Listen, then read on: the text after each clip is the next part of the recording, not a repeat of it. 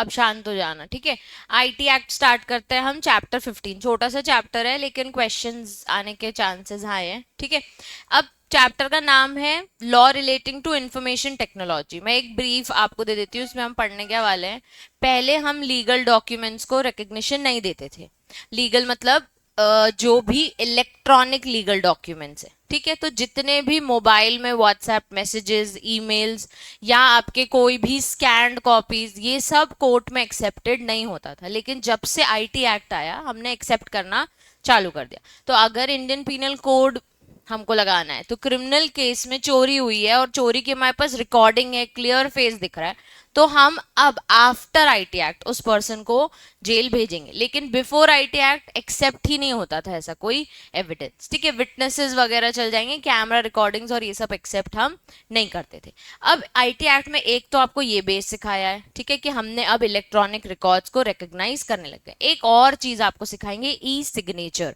कभी यूज किया है तुम लोगों ने कोई ई साइन? आधार ओटीपी दिया है कहीं पे कि आधार ओटीपी आएगा, या अभी किसी ने किसी की इनकम टैक्स रिटर्न गई होगी या फादर की गई होगी तो आधार ओटीपी के थ्रू वो फाइल होती है।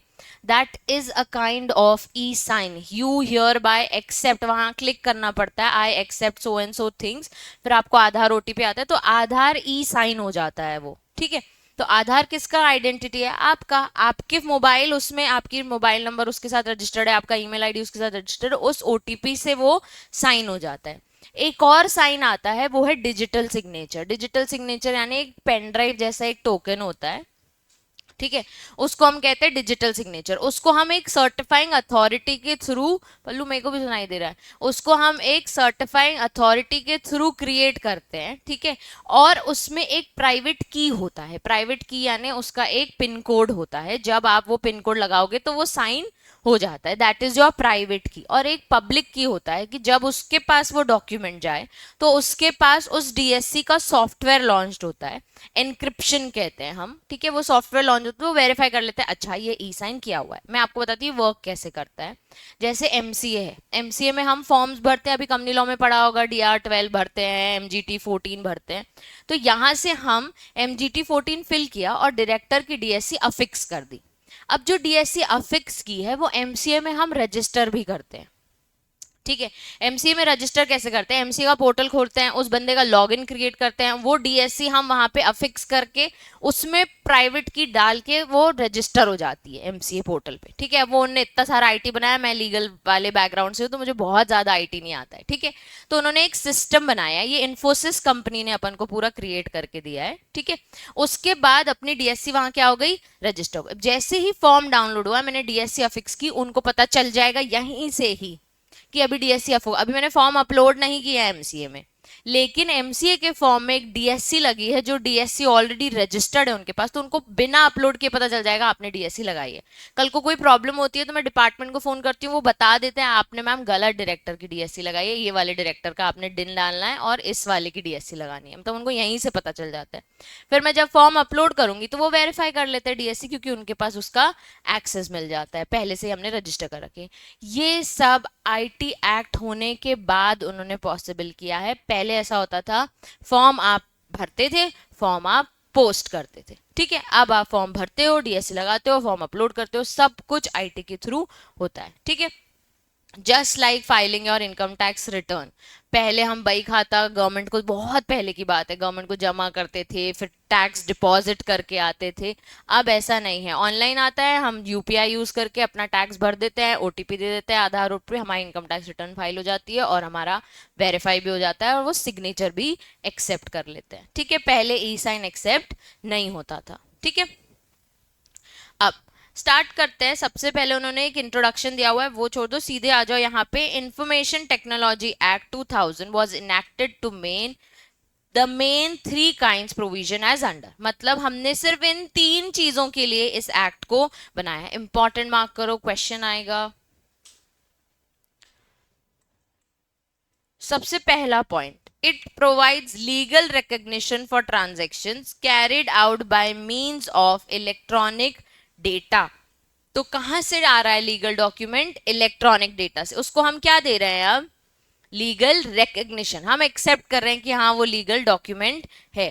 Interchange and other means of electronic communication as electronic commerce, मतलब कि ईमेल के थ्रू कोई ट्रांजेक्शन क्या आप लीगली रिकॉग्नाइज करेंगे? हाँ करेंगे। ऑनलाइन शॉपिंग की और उसके बाद आपको वो प्रोडक्ट नहीं मिला और आपने केस फाइल किया, क्या वो एक्सेप्ट करेंगे ऑनलाइन शॉपिंग को कि हाँ आपने इंटरचेंज कम्युनिकेशन को यूज किया था? हाँ करेंगे। तो अब उसको उन्होंने लीगली रिकॉग्नाइज कर दिया है। नेक्स्ट चीज उन्होंने बनाई कि जितनी भी आप इलेक्ट्रॉनिक फाइलिंग्स करोगे किसके पास, जैसे मैंने अभी आपको समझाया, MC is a government agency, उसके सामने मैं जितनी भी इलेक्ट्रॉनिक फाइलिंग्स करूंगी वो उसे एक्सेप्ट करेगा। ठीक है। आप यहाँ जबलपुर में बैठ के फॉर्म भरते हो इंस्टीट्यूट का, जाते हो क्या दिल्ली फॉर्म देने सबमिट करने? नहीं, वो एक्सेप्ट करते हैं आपकी फीस, आपका फॉर्म, और आपको एग्जाम भरने भी, एग्जाम देने भी देते हैं। तो ये सब आईटी एक्ट के बाद पॉसिबल हो गया। अब पहला वाला क्या होगा? Legal recognition of all the transaction which are coming from an electronic data. दूसरा वाला हो गया सारे इलेक्ट्रॉनिक फाइलिंग्स को हमने फैसिलिटेट किया है। क्या किया है? फैसिलिटेट। उसके बाद हमने अमेंड किया है कौन कौन से act? IPC, Indian evidence act और एक बैंकर बुक एविडेंस आता है। ठीक है। उन तीनों को हमने अमेंड किया, उन तीनों में, और आरबीआई एक्ट में भी हमने तीनों में इलेक्ट्रॉनिक डॉक्यूमेंटेशन के लिए एक्सेप्टेंस डाल दी कि अब इलेक्ट्रॉनिक डॉक्यूमेंट भी आप एक्सेप्ट करोगे। चलो मेरे साथ याद करो, पहला पॉइंट क्या है? Legal recognition to electronic data. दूसरा वाला फैसिलिटेट इलेक्ट्रॉनिक फाइलिंग्स जो गवर्नमेंट एजेंसीज के। और लास्ट वाला तीन चार एक्ट अमेंड किया। पहला एक्ट कौन सा है? आईपीसी। दूसरा वाला इंडियन एविडेंस एक्ट, उसके बाद बैंकर्स बुक एविडेंस एक्ट, और एक आरबीआई, उसमें हमने इलेक्ट्रॉनिक डॉक्यूमेंटेशन को एक्सेप्ट किया है। क्लियर हो गया सबको? चलो अब वो कह रहे हैं document on transaction to which act shall not apply, मतलब हमने बहुत कुछ इलेक्ट्रॉनिकली एक्सेप्ट कर लिया लेकिन हम ये चार चीजें इलेक्ट्रॉनिकली कभी एक्सेप्ट नहीं करेंगे। पहला वाला क्या लिखा है? नेगोशिएबल इंस्ट्रूमेंट विद एक्सचेंज, हमने ट्रंकेट चेक पढ़ा है ई, तो वो वन ऑफ द एक्सेप्ट। लेकिन उनको कुछ कुछ चीजें जो फिजिकली देखनी है, चेक बुक उनको आपके हाथ में देखनी है, बिल्स उनको आपके हाथ में देखने हैं, और हमारे प्रॉमिस नोट। अच्छा, बिल स्कैन करके जाता है, हम मतलब मैंने आज तक कभी फिजिकल बिल दिया ही नहीं है, मैं हमेशा ईमेल्स पे ही इनवॉइसेस देती हूँ, तो वो एक्सेप्टेबल है, तो वो नेगोशिएबल इंस्ट्रूमेंट का क्या हो गया? एक्सेप्शन हो गया।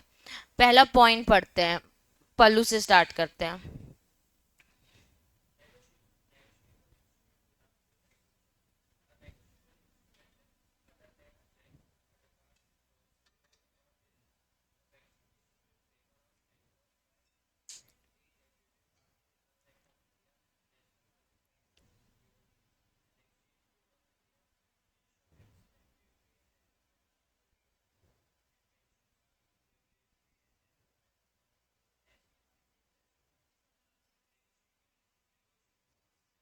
मतलब वो कह रहे हैं हम चेक भी एक्सेप्ट कर लेंगे, बिल भी एक्सेप्ट कर लेंगे, प्रॉमिसरी नोट भी इलेक्ट्रॉनिकली एक्सेप्ट, इसके अलावा जो अदर रेगुलेटरी इसको चलाती है वो वाले हम इलेक्ट्रॉनिकली एक्सेप्ट नहीं करेंगे। मतलब हमने सेक्शन 13 नेगोशिएबल इंस्ट्रूमेंट में अगर उन्होंने कुछ मेंशन किया है कि सिर्फ यही तीन चीजें नेगोशिएबल इंस्ट्रूमेंट, इनके अलावा कुछ भी हो वो नेगोशिएबल इंस्ट्रूमेंट नहीं है, तो इसके अलावा कुछ भी हो उसको हम इलेक्ट्रॉनिकली एक्सेप्ट नहीं करेंगे। ठीक है।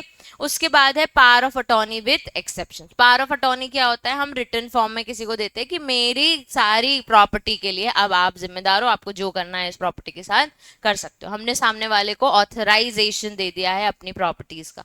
इसमें क्या लिखा है? अरिंद रीड करना।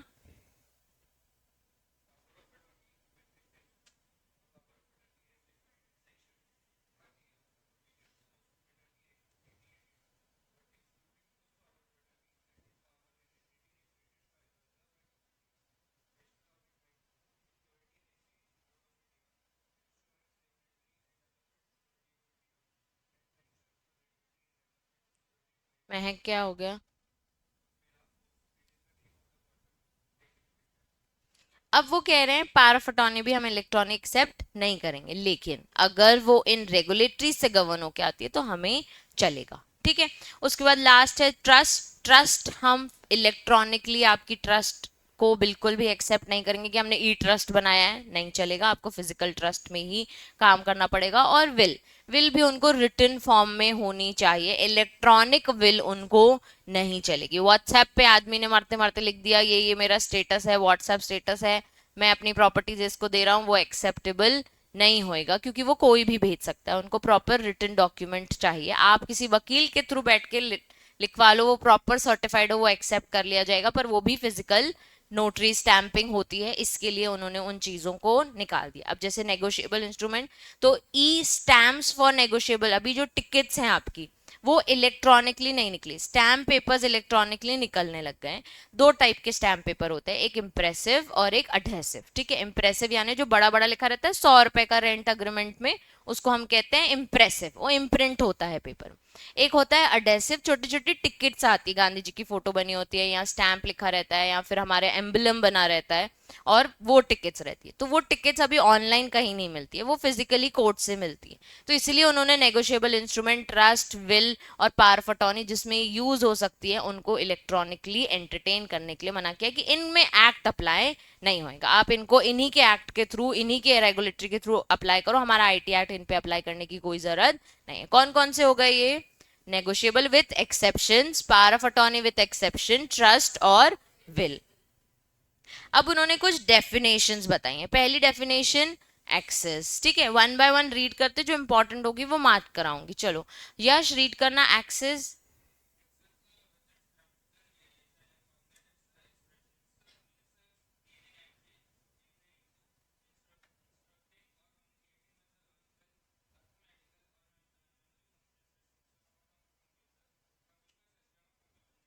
अपना आईटी एक्ट है, तो एक्सेस मतलब तो पता है, इसका एक्सेस देना, हम बोलते हैं आपके फोन का एक्सेस ले सकते हैं क्या लैपटॉप, तो हमको बेसिक पता है। अब हमको आईटी एक्ट के हिसाब से याद करना पड़ेगा। पहले तो तीन चीजें याद कर लो, पूरे एक्ट में बार बार यूज होनी पड़ेगी, कंप्यूटर, कंप्यूटर नेटवर्क और कंप्यूटर सिस्टम। ठीक है, पहले ये तीन शब्द हम याद कर लेते हैं कि हमें कहीं पे भी कुछ भी एक्सप्लेन करना है तो हम तीन वर्ड्स तो लिख के ही आएंगे आईटी एक्ट में, कंप्यूटर, कंप्यूटर नेटवर्क और कंप्यूटर सिस्टम। अब वो कह रहा है एक्सेस, एक्सेस में इतना याद कर लो, gaining entry into, gaining entry into instructions और कम्युनिकेशंस। अब तीन चीजें जो बचपन में कभी कंप्यूटर की डेफिनेशन में पढ़ी हैं, कौन कौन सी?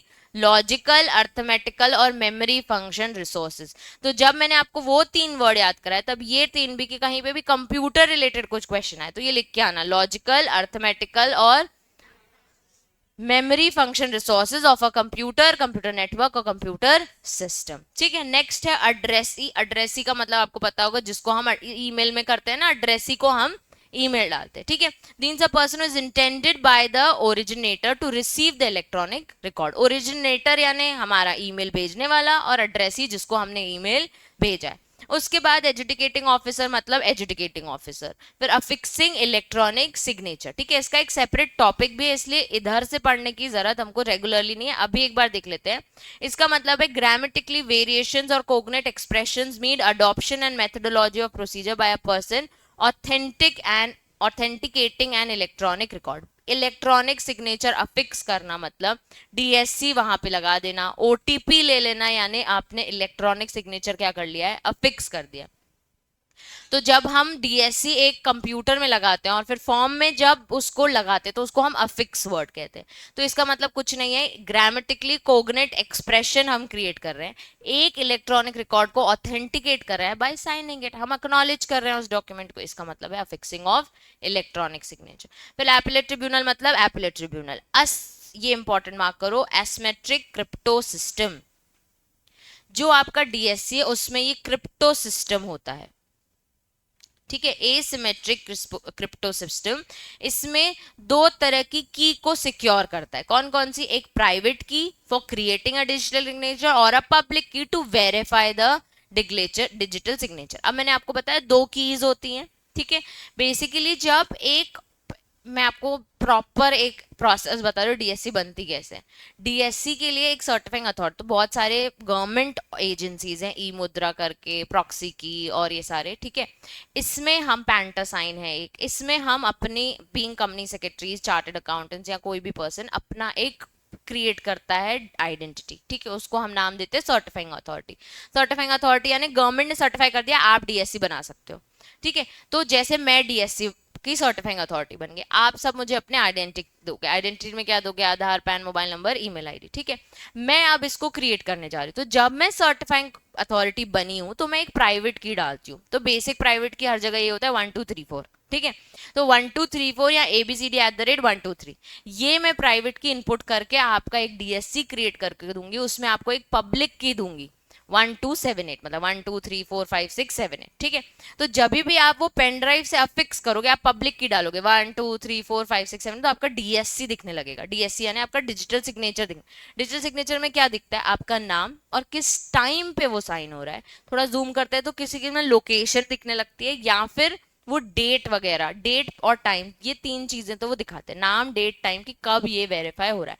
मतलब कि अगर डॉक्यूमेंट मैं बोलूँ 15 सितंबर का है और मैं उसको आज साइन कर रही हूँ, तो गवर्नमेंट पकड़ लेगी कि 15 सितंबर का डॉक्यूमेंट आप अक्टूबर में साइन करो, मतलब डेट अलग अलग है। 15 का अग्रीमेंट है तो 15 को साइन होना चाहिए ना, फिजिकली तो आप कर देते हो कभी भी साइन। तो इसके लिए डीएससी का यूज होता है, क्योंकि वो डेट और टाइम कैच करता है, ठीक है। अब जब पब्लिक की और प्राइवेट की हो गया, तो प्राइवेट की किसी को नहीं पता है, मतलब मैंने जो बोला ना, या तो एबीसीडी होगी 1 2 3 4 होगा, किसी का भी, हर सर्टिफाइंग अथॉरिटी का अपना ही होता है। ये क्यों होता है? कल को अगर हमारा डीएससी कहीं पे करप्ट हो जाए, फ्रॉड हो जाए हमारे डीएससी के साथ, मेरा डीएससी आपके पास पहुंच जाए, तो आप तो कोई भी प्रॉपर्टी में साइन करके प्रॉपर्टियां ले लोगे किसी की भी, क्योंकि वो तो टोकन्स होते हैं ना, वो तो हम कहीं पे भी घुमा सकते हैं। तो हम फिर सर्टिफाइंग अथॉरिटी को बोलेंगे कि भैया उसको अभी रोक दो, वहीं की वहीं कैंसिल कर दो, सस्पेंड करा दो, तो फटाफट प्राइवेट की डाल के अपने पोर्टल से उसको सस्पेंड करा देगा। क्लियर है? ताकि इसको आगे फर्दर यूज ना किया जा सके। इस तरीके से डीएससी वर्क ऑन करती है। अब जब आप इसमें पढ़ोगे तो उसने बोल दिया असिमेट्रिक क्रिप्टो सिस्टम डाला है, जिसमें हमने दो कीज डाली है, एक प्राइवेट की और एक पब्लिक की, जो बेसिकली सिक्योर करती है आपके डिजिटल सिग्नेचर को। तो प्राइवेट की होती है to create a digital signature, और पब्लिक की होती है to verify the digital signature, ठीक है। तो याद रखना, प्राइवेट से क्या होता है? क्रिएशन, और पब्लिक से वेरिफिकेशन, ठीक है। अब कह रहा है सर्टिफिकेट प्रैक्टिस स्टेटमेंट, तो सर्टिफाइंग अथॉरिटी जो मैं बन रही थी अभी, मुझे क्या मिलेगा? एक गवर्नमेंट से एक स्टेटमेंट मिलेगा कि मैं अब डीएससी इशू करने के लिए, इलेक्ट्रॉनिक सिग्नेचर इशू करने के हकदार हूं, तो मुझे एक सर्टिफिकेट होना चाहिए। ऐसा नहीं कि किसी के पास भी जाके हम बना सकते हैं, जिसके पास ये स्टेटमेंट होगा वही बना सकता है। Next, communication device. Communication device आपको पता होंगे, cell phones, personal digital assistance, या इनका कॉम्बिनेशन, ठीक है। कंप्यूटर, कंप्यूटर की डेफिनेशन बचपन में पढ़ी होगी, एक बार देखो, सेम वही लिखी है, इलेक्ट्रॉनिक, मैग्नेटिक, ऑप्टिकल और other high speed data processing. याद कर लो क्या क्या लिखा है,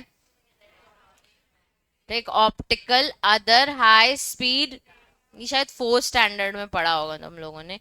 और सिस्टम विच परफॉर्म्स, कौन तीन से फंक्शंस याद कराए थे? तो कंप्यूटर क्या परफॉर्म करता है? लॉजिकल, अर्थमेटिकल और memory functions by manipulating the electronic, magnetic, again वही वर्ड यूज हो रहा है। फिर कहाँ पे यूज होता है? All input output processing storage computer software, ठीक है। और तीनों चीजें याद कराई थी, कंप्यूटर, कंप्यूटर सिस्टम और कंप्यूटर नेटवर्क, ठीक है। ये इंपॉर्टेंट, एक बार मार्क कर लो। कंप्यूटर नेटवर्क इंपॉर्टेंट, मार्क करो। अरिंद रीड करना, कंप्यूटर नेटवर्क।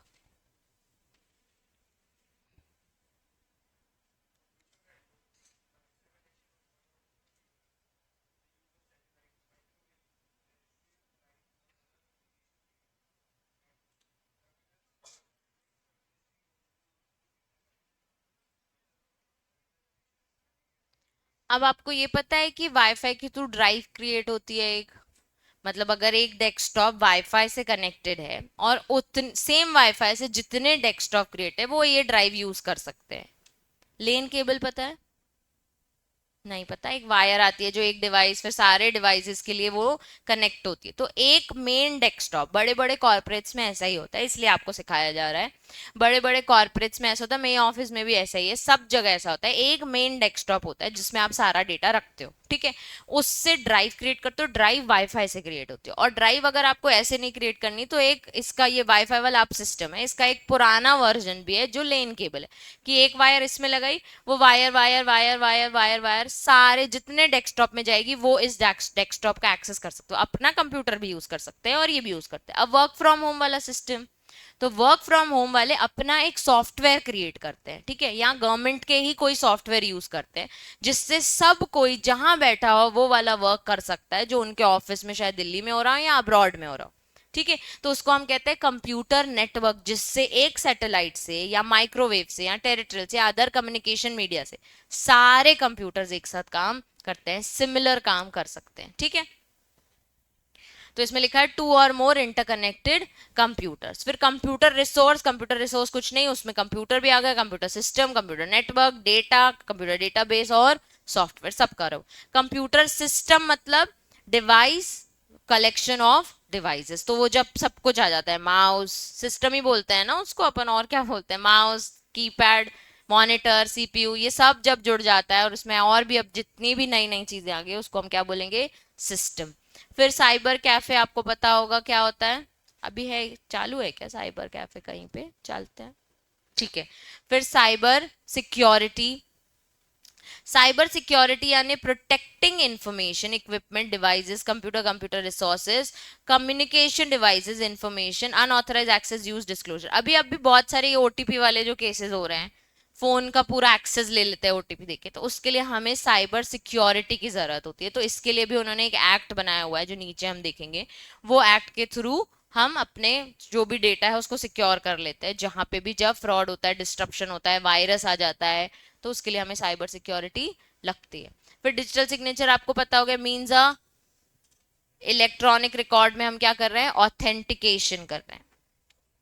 इलेक्ट्रॉनिक फॉर्म यानी जो भी कंप्यूटर, मैग्नेट, लॉजिकल, इन सब के फॉर्म में होगा उसको हम क्या बोलेंगे, इलेक्ट्रॉनिक फॉर्म। इलेक्ट्रॉनिक रिकॉर्ड जो भी डिवाइस स्टोर्ड है किसी एक डिवाइस में उसको हम क्या बोलेंगे, electronic record. Electronic signature again authentication. Electronic signature is a बड़ा टर्म, उसके अंदर आता है एक पार्ट डिजिटल सिग्नेचर। ठीक है, electronic signature certificate includes digital signature certificate, उसकी डेफिनेशन में यही दिया हुआ है। इंफॉर्मेशन आपको पता है, data, message, text, images, sound, voice, जहां जहां इंफॉर्मेशन वर्ड होगा उन सब में सब कुछ इंक्लूड हो रहा है। Codes, computer program, software, databases, microfilms, computer generated microfiche, information में हर चीज इंक्लूड की हुई है उन्होंने डेफिनेशन में। Intermediary यानी electronic records mean any person on behalf of the person receives, stores, transmit, record or provides with respect to record including telecom services। बहुत सारी देखा है बीपीओ सर्विसेज देते हैं, तो अब कंपनी काम करती है लेकिन वो बहुत सारी सर्विसेज आउटसोर्स करती है, तो आउटसोर्स करती है तो इनका डेटा आउटसोर्स वाली कंपनी के पास भी है, तो वो उसके लिए क्या होगा, इंटरमीडिएट, क्योंकि वो उसको लीड जनरेट करके कॉल्स करके बहुत सारे और फिर कस्टमर लाके देता है, तो उसको हम क्या बोलेंगे, इंटरमीडिएट।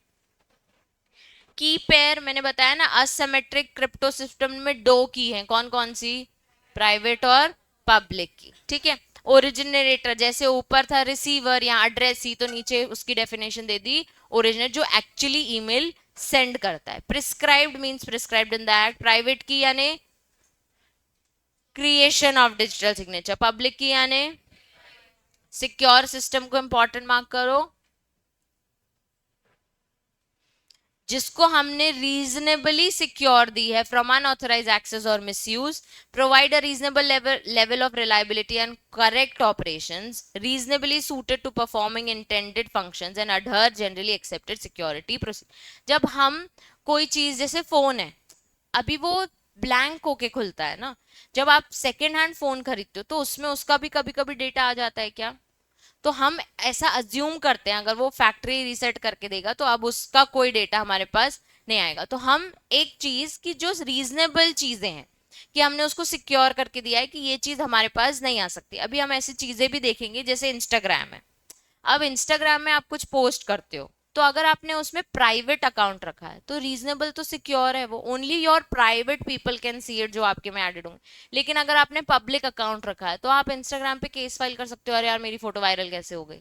नहीं, आप ही ने अपने एक रीजनेबल सिक्योरिटी हमने दी थी, आपने वो रीजनेबल सिक्योरिटी खुद ब्रेक की, इसमें हमारा कोई रोल नहीं है। तो वो एक्सपेक्ट कर रहे हैं reasonable security, reasonable operation, reasonable reliability को हम कह रहे हैं सिक्योर सिस्टम। ठीक है, फिर सिक्योरिटी प्रोसीजर कुछ नहीं बताया उन्होंने, एज प्रिस्क्राइब्ड अंडर सेक्शन 16 लिख दिया। और एक लास्ट डेफिनेशन है वेरीफाई। वेरीफाई यानी जब डिजिटल सिग्नेचर लगाई, पब्लिक की डाला, तो वो क्या हो गई, वेरीफाई, तो उसकी एक डेफिनेशन दी हुई है। अब ये सारी डेफिनेशंस में से बहुत रेयर चांसेस है कि वो आपसे कुछ पूछेंगे, फिर भी मैंने कुछ इंपॉर्टेंट मार्क करा दिया आपको। ये डेफिनेशन इसलिए दी हुई है क्योंकि आगे ये सारे वर्ड्स आएंगे, उन सबका डेफिनेशन ऊपर दिया हुआ है। ठीक है, अब पहला सेक्शन ही आपको यही बोल रहा है डिजिटल सिग्नेचर एंड इलेक्ट्रॉनिक, दोनों ही मैंने आपको बता दिए। इलेक्ट्रॉनिक सिग्नेचर जो ओटीपी और वाइडर टर्म होता है, और डिजिटल सिग्नेचर जो हम वेरीफाई करते हैं by asymmetric crypto system, create private key और पब्लिक वेरीफाई की। चलो भाविक का रीड करना इलेक्ट्रॉनिक सिग्नेचर।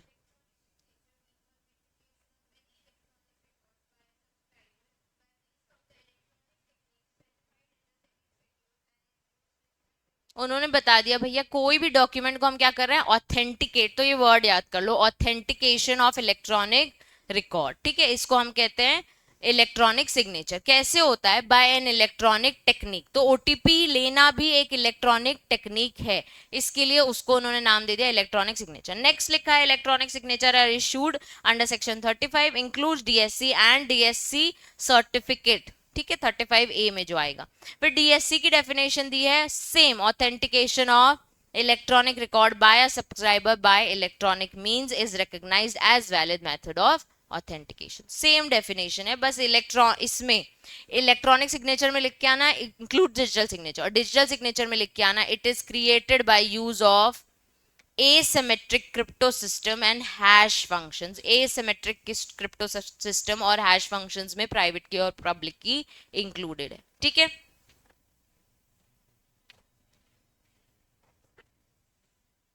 अब मार्क करो, a subscriber may authenticate any electronic record by electronic signature और electronic authentication technique is considered as reliable and may be specified in second schedule. मतलब इस एक्ट ने अब ई साइन को रिलायबल मान लिया, रिकॉग्नाइज करते हैं। For the purpose of above electronic signature और electronic authentication technique shall be considered reliable if, पहला पॉइंट कौन पढ़ेगा, नव्या।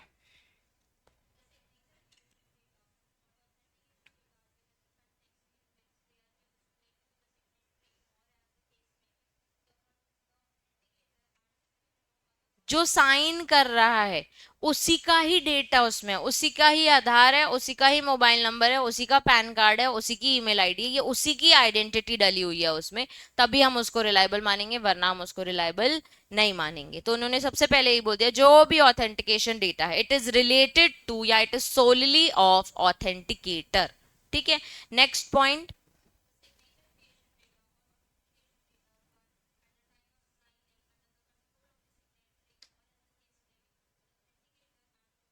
जो आपके पास डीएससी है उसकी अथॉरिटी है आपके पास, सिग्नेटरी जो साइन कर रहा है उसके पास उस चीज की अथॉरिटी है, by authenticator and no other person. Third,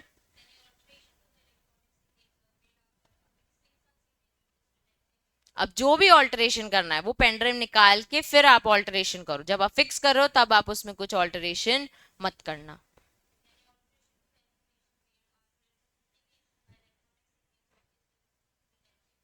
और जो भी ऑल्टरेशंस करोगे वो हम डिटेक्ट कर सकते हैं कि आपने उसमें कुछ चेंजेस किए हैं। पहले क्या होता था, एक टोकन में आप 2-3 लोगों की डीएससी डाल सकते थे, ठीक है, फिर लोग फ्रॉड करने लग गए इसमें, तो गवर्नमेंट ने अब चेंज किया, गवर्नमेंट ने बोला एक टोकन एक डीएससी। अब गवर्नमेंट पहले क्या करता था, 2 साल के लिए उसमें डीएससी होती है, क्लास 3 और 2 इयर्स के लिए होती है, 2 साल बाद वो एक्सपायरी हो जाती है, तो गवर्नमेंट बोलता था कोई बात नहीं, एक्सपायरी हो गई, फिर से सेम टोकन में आप वही डीएससी डाल दो।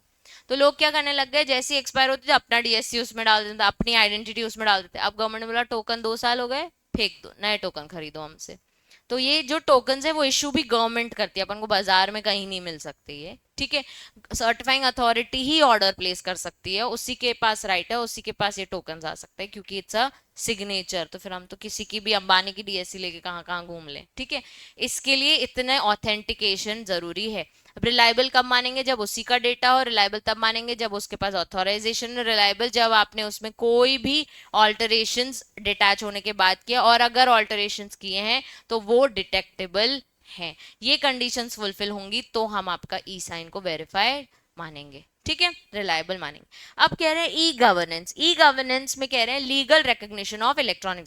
मैंने आपको बताया था इस एक्ट में यही बताया कि अब हमने इलेक्ट्रॉनिक रिकॉर्ड्स को क्या दे दिया है, लीगल रिकॉर्ड, हम एक्सेप्ट करने लगे हैं, लीगल डॉक्यूमेंट्स लेके आओगे हमको चलेगा। Act grants legal recognition to electronic record laying down, writing में होने चाहिए, टाइप रिटन भी चलेंगे, प्रिंटेड फॉर्म भी चलेंगे। सच requirement is satisfied if information or matter is rendered or made available in electronic form are accessible और usable for subsequent reference. तो written हो, टाइप रिटन हो, प्रिंटेड हो, कैसे आ रहे हैं? इलेक्ट्रॉनिक फॉर्म में, या कोई भी और सब्सिक्वेंट रेफरेंस के थ्रू आ रहे हैं, तो हम उसे एक्सेप्ट करेंगे, हम उसको मना नहीं करेंगे। इसका मतलब यही है, एक्ट में उन्होंने मेंशन कर दिया है।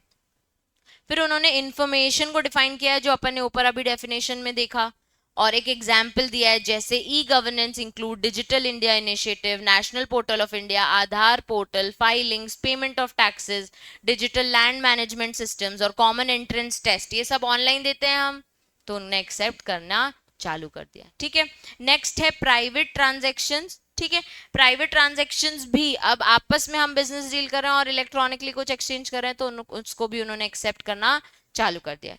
यश रीड करना section 4।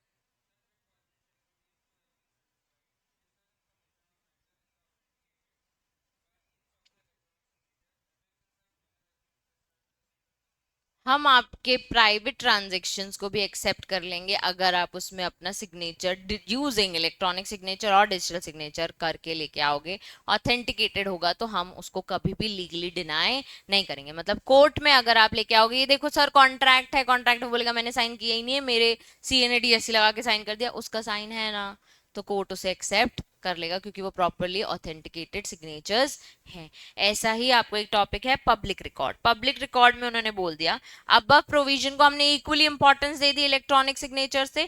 Public record proceeds to regime electronic records और electronic signature in public records. अभी जैसे आपकी एक फोटो डली है इंस्टीट्यूट के पास, आपकी फोटो है, आपकी साइन की फोटो है और आपकी पूरी डिटेल्स है, तो जब आप अपने आप को रजिस्टर भी कर रहे होगे तब भी आपसे आपका आधार डिटेल्स लगी होंगी। ठीक है, तो ये अब क्या बन गया है?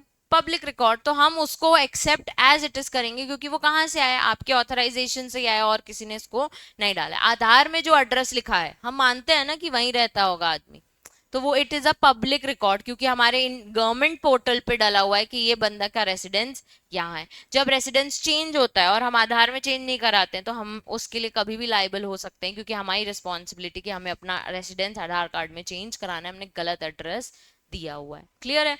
तो पब्लिक रिकॉर्ड्स को भी वो उतनी ही रिकग्निशन देंगे जैसे कि हमने प्राइवेट ट्रांजैक्शंस को ई साइन लगाने के बाद दिए। अब इसमें कह रहे हैं इन द, अगर इसमें भी इलेक्ट्रॉनिक रिकॉर्ड्स या इलेक्ट्रॉनिक सिग्नेचर्स आपको ग्रांट होते हैं, तो वो आपको क्यों होते हैं? ताकि आप गवर्नमेंट ऑफिशियल्स में अपने फॉर्म फाइल कर सकें, या आपको कोई लाइसेंस या कोई परमिशन मिलती है, और receipt of money on a particular manner, जैसे यूपीआई के थ्रू आपको पैसे मिलते हैं। तो अब ये पब्लिक रिकॉर्ड्स में भी एक्सेप्ट कर दिया जाएगा। पहले नहीं लेते थे क्योंकि हमारे पास आधार कार्ड तब था ही नहीं, तो हमारी आइडेंटिटीज और कहीं डिस्क्लोज। अच्छा, हर कंट्री का अपना एक होता है, कहीं कहीं सिर्फ पासपोर्ट चलते हैं, आप नो मैटर आपको पासपोर्ट लेके घूमना पड़ेगा, अपने आए नो मैटर आपको आधार कार्ड लेके घूमना पड़ेगा। ठीक है, अब आता है delivery of services by service provider. Pallu read करना।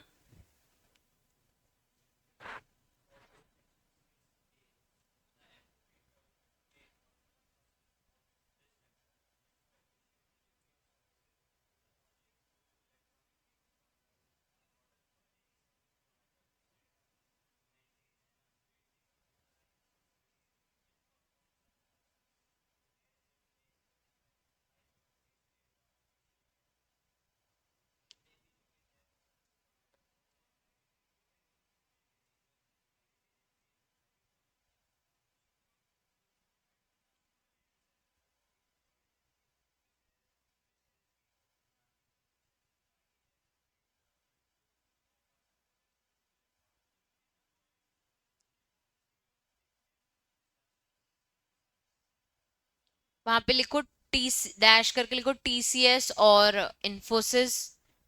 सर्विस प्रोवाइडर के वहां लिखो टीसीएस और इन्फोसिस।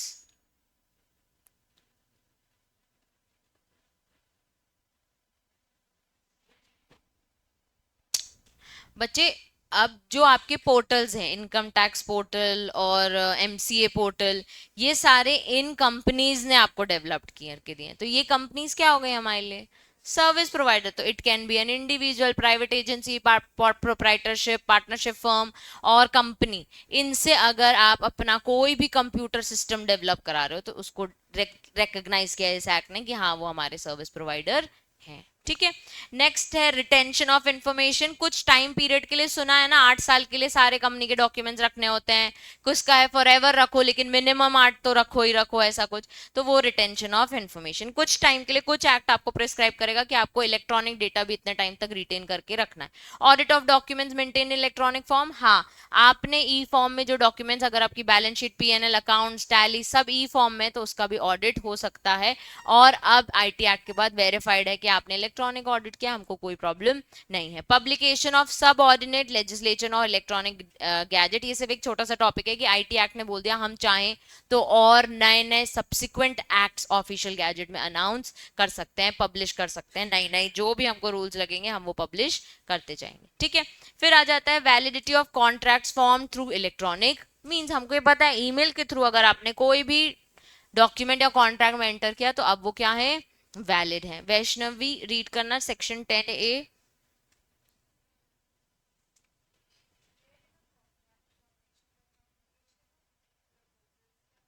ऊपर से पढ़ना, फर्स्ट पैराग्राफ से।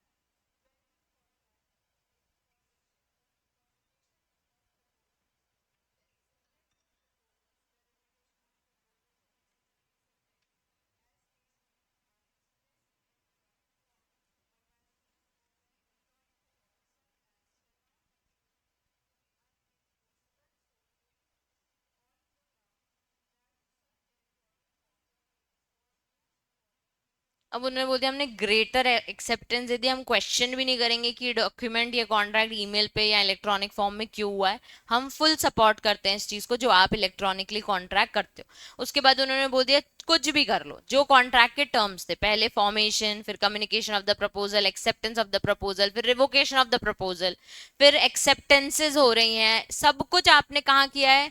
इलेक्ट्रॉनिक फॉर्म में। मतलब ईमेल में प्रपोजल भेजा, ईमेल में एक्सेप्टेंस आया, ईमेल में कोटेशन आया, आपने ईमेल में पेमेंट का कंफर्मेशन दे दिया। ये प्रॉपर क्या है? इलेक्ट्रिक फॉर्म में कॉन्ट्रैक्ट आपका कंप्लीट हुआ है, तो इसको हमने एक्सेप्ट करना चालू कर दिया है। ठीक है। अब हम इसको अनएनफोर्सेबल नहीं बोलेंगे, shall not be deemed to be unenforceable, it is a valid contract, hence accepted. ठीक है। अब उन्होंने फिर एक टॉपिक आपको दिया, attribution and dispatch of electronic. ये उन्होंने कैसा समझाया आपको कि मैंने यहां से ईमेल भेजा, तो आपने मुझे बताया हुआ था कि आपका जब ईमेल मेरे ईमेल में एंटर कर जाएगा तो हम उसको एक्सेप्ट कर लेंगे, एक ये पॉइंट। या फिर आपने मुझे बोला हुआ था आपका जब ईमेल आ जाएगा और मेरा एक रिटन एक्सेप्टेंस आएगा तब उसे आप एक्सेप्ट करिएगा। या फिर आपने बोला कि आपका ईमेल आया, रिटन एक्सेप्टेंस आया, उसके बाद आप एक ईमेल करोगे एक्नॉलेज करके कि हाँ आपका एक्सेप्टेंस मिल गया है। ये सारी चीजों को हम कहते हैं आट्रीब्यूशन। ठीक है। डिपेंडिंग कि किस तरीके का आप कॉन्ट्रैक्ट करना चाहते हो, ये डिपेंड करता है दो पार्टीज में कि वो कैसे अपने electronic contracts, electronic records exchange करना चाहते हैं। क्या उनको एक्नॉलेजमेंट चाहिए, क्या उनको नहीं चाहिए। तो टाइम एंड डिस्पैच भी अपन देखेंगे कि यहाँ से ईमेल भेजा, फिर ईमेल पहुंचा, तो ये सारी चीजें भी उन्होंने आईटी एक्ट में आपको एक्सप्लेन कराई है। अब an electronic record is attributed to the originator. मैंने बताया था ओरिजिनेटर कौन? जो ईमेल सेंड करता है। ठीक है। तो ब्रॉडली ओरिजिनेटर को बता दिया, it was sent by originator himself, it was sent by person. या तो उसने खुद से ईमेल भेजा है, या तो अपने एक ऑथराइज पर्सन के थ्रू ईमेल भिजवाया है, या फिर sent by an information system, या ऑलरेडी जनरेटेड उसके ब्रॉडकास्ट मैसेजेस थे या ईमेल मैसेजेस थे, जो एक टाइम पीरियड भी आप सेट कर सकते हो ईमेल में, उस टाइम पे ईमेल गया। तो आपने एक्चुअल में ईमेल किसने भेजा? ईमेल जीमेल वाले ने भेजा, क्योंकि आपने टाइम पीरियड फिक्स कर लिया। तो ओरिजिनेटर तीन तरीके से, या तो वो खुद, या उसके बिहाफ में कोई ऑथराइज पर्सन है, या फिर कंप्यूटर प्रोग्राम है। ठीक है। अब जिसको उन्होंने एग्जाम्पल दिया ना, एक automatic email is receive from on behalf of XYZ confirming an order placed in online platform. तो जब आप ऑनलाइन प्लेस करते हो, आप जब ऑर्डर प्लेस करते हो, आपको फटाक से ईमेल आता है, तो वहां बैठा थोड़ी होता है कोई ईमेल करने का, उन्होंने ऑटोमेटिकली ये सब चीजें जनरेट कर दी हैं। तो इसको हम क्या कहते हैं? आर्टिब्यूशन। क्या कहते हैं? आर्टिब्यूशन। अब उसके बाद उन्होंने क्या बोला है रिगार्डिंग एक्नॉलेजमेंट। एक्नॉलेजमेंट मतलब रिसीव हुआ है हमको ईमेल। तो अब जब हमको महिंद्रा से ईमेल आता है, हम ईमेल बैक करते हैं क्या? यस सर, ईमेल रिसीव हो गया है, आप ऑर्डर कब प्लेस कर रहे हैं, ऐसा हम करते हैं क्या? मतलब ऑर्डर कब पहुंचा रहे हैं, ऐसा कोई ईमेल करते हैं? नहीं करते। लेकिन अगर हमको ये बोला जाए, हम किसी ऐसी कंपनी के साथ डील करें, वो कह रहे हैं जैसे ही आपको ईमेल है, आप प्लीज मुझे एक ईमेल बैक जरूर करिएगा, तो फिर आपका एक्नॉलेजमेंट तभी माना जाएगा जब आप ईमेल बैक करेंगे। ठीक है? where there is no agreement, तो acknowledgement be given in a particular form etc, then the acknowledgement may be given by, सबसे पहले वो communicate करेगा by the addressee, addressee communicate करेगा हाँ हाँ आपका email मिल गया। any conduct of the addressee which is sufficient to indicate to the originator that electronic record has been received। conduct में क्या होगा? वो काम चालू कर देगा, जो भी आपका ईमेल आया दैट इज अ कंडक्ट, क्या वो काम चालू कर दे रहा है। ठीक है? स्पेशल प्रोविजन से अंकुर रीड करना।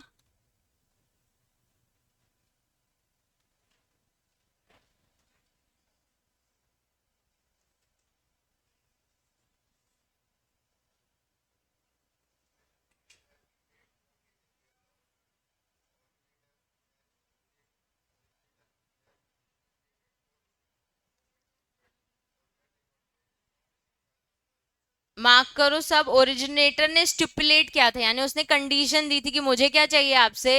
एक्नॉलेजमेंट। पर एक्नॉलेजमेंट रिसीव नहीं हुआ है। नेक्स्ट लाइन पढ़ना।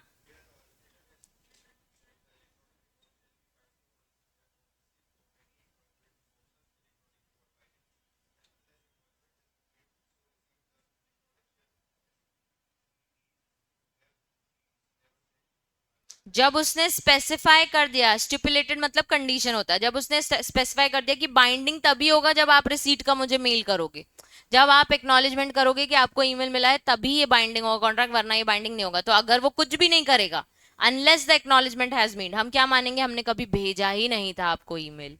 ठीक है? नेक्स्ट।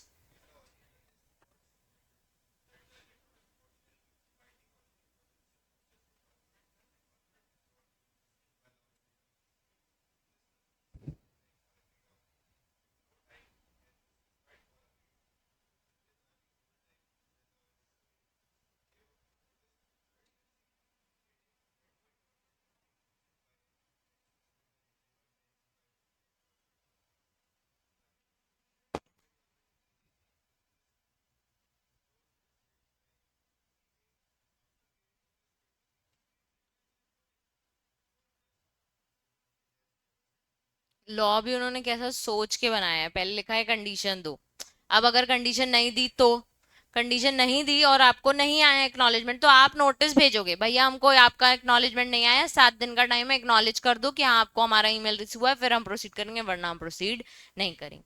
तो अब इतनी सारी चीजें उन्होंने सिर्फ क्लैरिफिकेशन के लिए दी हुई है, कल को आईटी एक्ट को लेकर लड़ाई हो जाए, इस चीज को ईमेल ही नहीं आया, रिसीव नहीं हुआ, तो उन्होंने ये सारी चीजें लॉ में बारीक सी चीजें भी क्लियर कर दी है। ठीक है? तो ओरिजिनेटर क्या करता है? आर्टिब्यूशन करता है, वो ईमेल भेजता है। अगर वो बोल देगा एक्नॉलेजमेंट बाइंडिंग है, आपको भेजना पड़ेगा, तो आपको भेजना पड़ेगा।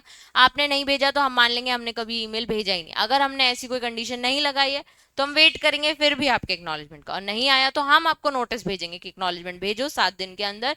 आपने भेजा तो ठीक, नहीं तो हम क्या मान लेंगे? इट वॉज नेवर कभी भी सेंट। ठीक है? अब time and dispatch of, time and place of dispatch जो मैं आपको बोलती कि अब वो भी आएगा, तो जिस टाइम पे ईमेल गया है, जिस टाइम पे रिसीव हुआ है, वो छोटी छोटी चीजें भी उन्होंने क्लियर कर दी। Considering significance of law of contract, the date of offer and date of acceptance are crucial determining whether which contract has come into existence, dispatch and receipts are dealt in detail। तो नीचे उन्होंने दिया हुआ है कैसे। Time of receipt, time of receipt pallu read करना।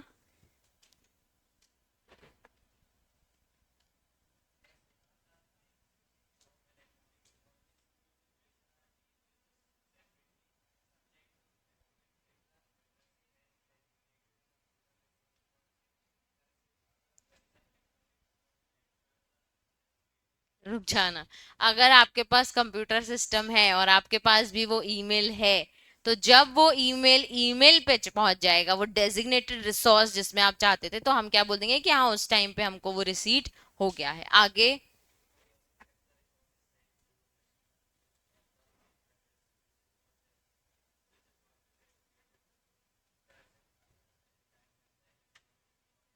Retrieve by the addressee. अब आपके पास डेजिग्नेटेड रिसोर्स नहीं है, उस जगह पे वो ईमेल नहीं गया है जो आपने बताया हुआ था, तो जब वो उसको रिट्रीव कर लेगा, मतलब जब वो उस कंप्यूटर रिसोर्स से अपने रिसोर्स में ट्रांसफर कर देगा, तब उसको माना जाएगा it is a receipt of document, electronic record, whatever you are sending.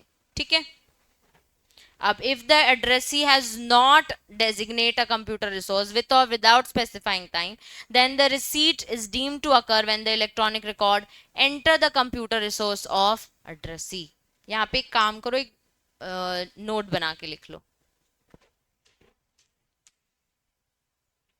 When record leaves the sender's computer, when record leaves the sender's computer, when record, sticky note लगाओगे,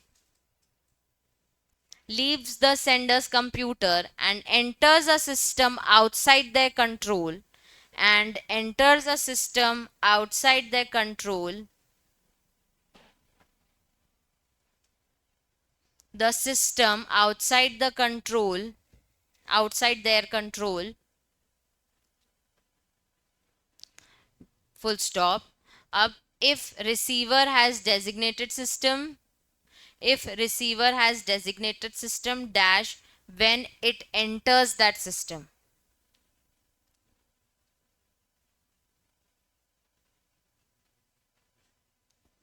when it enters that system, तो अगर designated system में चला गया तो ठीक है। अब if sent elsewhere, if sent elsewhere मतलब नॉट डेजिग्नेटेड सिस्टम, ठीक है। If sent elsewhere, when receiver actually retrieves it, when receiver actually retrieves it, full stop.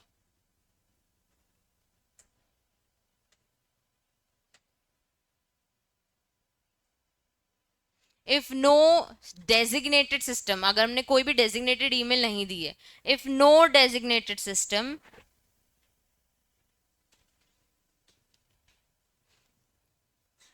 when record enters any system of receiver, when record enters any system of receiver, when record enters any system of receiver,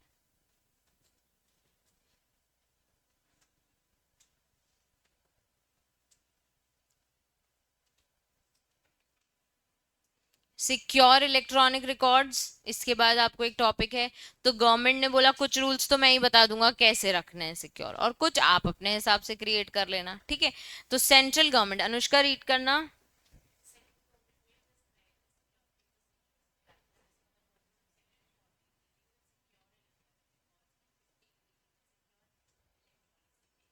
तो हमको ये security procedures नहीं पढ़ने, लेकिन government ने prescribe कर दिए हैं कुछ सिक्योरिटी प्रोसीजर्स कि कैसे डील करना है for securing your electronic signature and electronic records. उसके बाद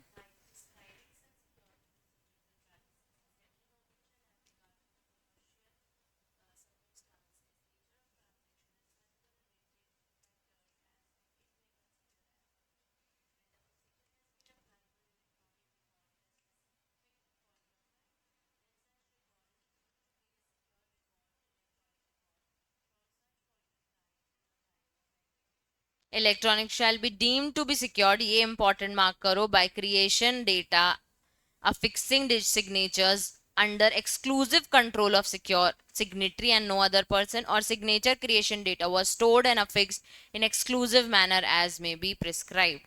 तो बेसिकली डेटा फिलहाल आप अपने इलेक्ट्रॉनिक सिग्नेचर से सिक्योर करके रख सकते हो, बाकी सिक्योरिटी प्रोसीजर्स गवर्नमेंट ने स्पेसिफाई कर रखे हैं अलग से सिक्योरिटी मेजर्स। अब सर्टिफाइंग अथॉरिटी मैंने आपको जैसे पैंटा साइन हो गया, जो हमको सर्टिफाइंग अथॉरिटी बनाता है, ई मुद्रा हो गया, देखो नीचे बनाए हुए हैं बहुत सारे, ये रहा पैंटा साइन, एनएसडीएल भी देता है, ई मुद्रा ये रहा, V sign, extra trust, pro digi sign, ID, ये सब गवर्नमेंट ने बनाए, सेफ स्क्रिप्ट, ये सब गवर्नमेंट ने क्रिएट किए हैं जो लाइसेंस सर्टिफाइंग अथॉरिटी, और हम इनके अंडर क्या हो जाते हैं, रजिस्टर्ड हो जाते हैं, ठीक है। अब सर्टिफाइंग अथॉरिटी को उन्होंने डिफाइन किया, is accepted to reliably identify person applying for signature की सर्टिफिकेट्स। तो जब मैं आपकी डीएससी सर्टिफाइंग अथॉरिटी के थ्रू बना रही थी, तो आपकी आइडेंटिटी वो क्या कर रहा था, एक्सेप्ट करता जा रहा था, ठीक है। Reliable, verify the legal capacity and confirm the attribution of public signature. DSC बनती कैसे है, पहले मैंने आपका आधार, पैन, ये सारी डिटेल्स पुट की, आपसे ओटीपी लिया, मोबाइल ओटीपी, ईमेल से वेरीफाई होता गया, फिर एक लिंक आपको शेयर होती है जिसमें आपको अपना वीडियो वेरिफिकेशन भी देना पड़ता है कि आप एक्चुअल में जिंदा हो, नहीं तो पता नहीं किन की भी डीएससी हम बना लेंगे। तो उस वीडियो में आपको बोलना पड़ेगा आई सो एंड सो पर्सन, जो भी आपका नाम है, और एक कोड लिख के आता है, वो कोड आपको बोलना पड़ता है, 3 डिजिट कोड होता है, वो कोड आपको बोलना होता है, लिंक सेव करनी पड़ती है, फिर वो वीडियो वेरीफाई होता है, डिपार्टमेंट उसको वेरीफाई करता है, हाँ आधार में जो शक्ल दिख रही है वो यही बंदे की शक्ल है, पैन में जो शक्ल दिख रही है वो यही बंदे की शक्ल है, फिर वो डीएससी बनती है, वरना वो डीएससी, वो वीडियो रिजेक्ट हो जाता है, फिर से करना पड़ता है हमको, ठीक है। अब जब बहुत बार ऐसा होता है हम डुप्लीकेट आधार पैन दे देते हैं, तो फिर वो बोलते हैं ओरिजिनल दिखाना भी पड़ता है हमको वीडियो में कि I so and so person having this code, उसके बाद this is my Aadhaar card, आगे पीछे दिखाना, this is my PAN card, आगे पीछे, ये वीडियो में हमको पूरा गवर्नमेंट को सबमिट करना पड़ता है, ठीक है। सबसे ज्यादा हंसी आती जब मम्मी लोगों से ये करवाना पड़ता है, और कुछ कुछ दादियों से भी करवाना पड़ता है कई बार, ठीक है। अब तो इन्होंने बोल दिया हम कंफर्म करते हैं और रिलायबल करते हैं आपकी आइडेंटिटी को, और वेरीफाई भी करते हैं आपकी लीगल कैपेसिटी को। तो आप लीगल केपेबल हो तभी तो आप वो बोल पाओगे, तभी तो आप वो रीड कर पाओगे, तो वो वहां से कैच करते। कोई इनसेन पर्सन पढ़ पाएगा क्या, कोई अनसाउंड माइंड पढ़ पाएगा क्या, माइनर पढ़ पाएगा क्या, मतलब 4 साल के बच्चा तो नहीं रीड कर पाएगा कि क्या बोलना है। द पॉइंट इज कि इसीलिए हम लीगल कैपेसिटी देख के आपकी डीएससी बना के देते हैं, ठीक है।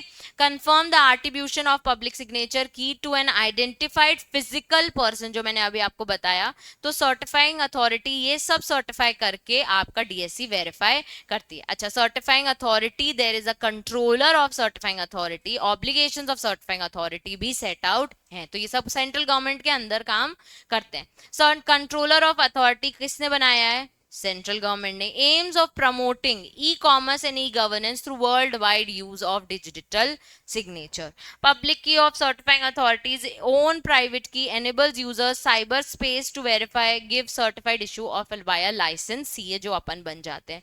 अब बच्चे क्या होता है कि पहले ना आपके जो ये बोर्ड रेजोल्यूशंस और आपकी बोर्ड रिपोर्ट जो बनती है, ऑडिट रिपोर्ट जो बनती है, पहले फिजिकल सिग्नेचर लिखा हुआ था लॉ में, अब हमने रिकग्निशन दे दिया इलेक्ट्रॉनिक सिग्नेचर को।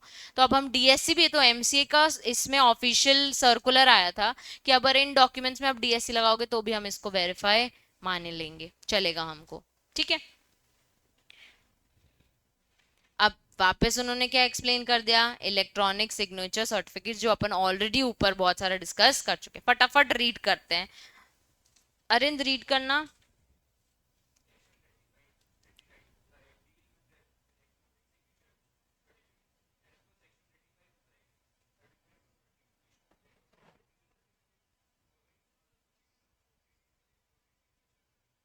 प्रोसीजर देखो क्या लिखा है, make an application prescribe form to certifying authority. फिर सर्टिफाइंग अथॉरिटी को हमको एक फीस भी देखनी पड़ती है जो गवर्नमेंट फीस होती है। फिर हमें ये देखना पड़ेगा कि सर्टिफाइंग अथॉरिटी के पास एक सर्टिफाइड प्रैक्टिस स्टेटमेंट भी है कि नहीं, सच स्टेटमेंट प्रॉपरली गवर्नमेंट से इशू होना चाहिए। और after consideration the practice system the other system, आपका डीएससी वो वेरीफाई कर देता है और रिजेक्ट भी कर सकता है कंसिडरिंग द रीजंस, ठीक है। सर्टिफाइंग अथॉरिटी जो ऊपर पड़ा उसको भी इंपॉर्टेंट मार्क करो और इलेक्ट्रॉनिक सिग्नेचर को भी मार्क करो।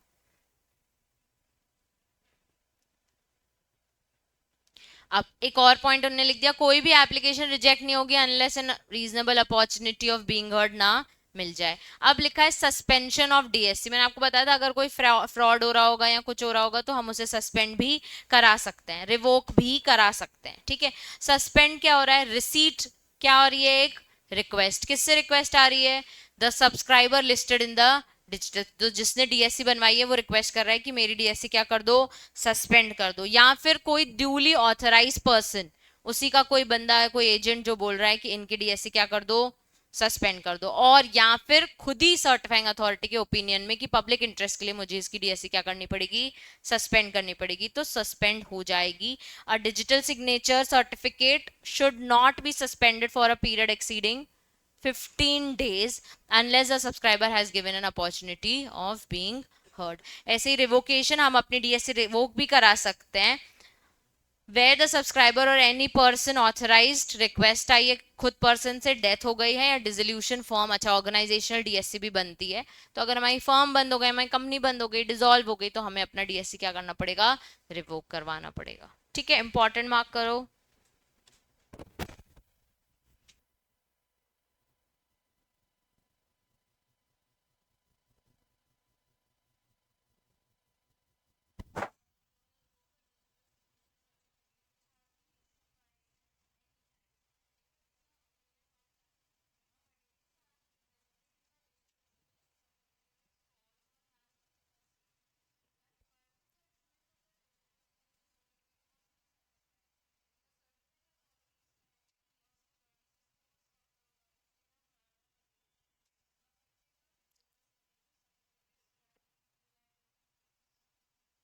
बच्चे वो कह रहे हैं सीए जो है सर्टिफाइंग अथॉरिटी वो खुद भी रिवोक कर सकता है अगर आपने कोई इन्फॉर्मेशन उनसे क्या की है, कंसील की है, या फिर उनने कोई आपको रिक्वायरमेंट की थी, दी थी कि ये सेटिस्फाई कर देना, आपने वो सेटिस्फाई नहीं करी, या फिर आपका जो प्राइवेट की है या सिक्योरिटी सिस्टम है वो कहीं ना कहीं कॉम्प्रोमाइज हो रहा है, तो उसको रिलायबिलिटी इशू हो रहा है, तो वो इसको नहीं आपको आगे करने देगा, या फिर आप डिक्लेयर्ड इंसॉल्वेंट डेथ या फिर फॉर्म डिसॉल्व हो गई है, तो भी वो आपका डीएससी क्या कर सकता है, रिवोक कर सकता है।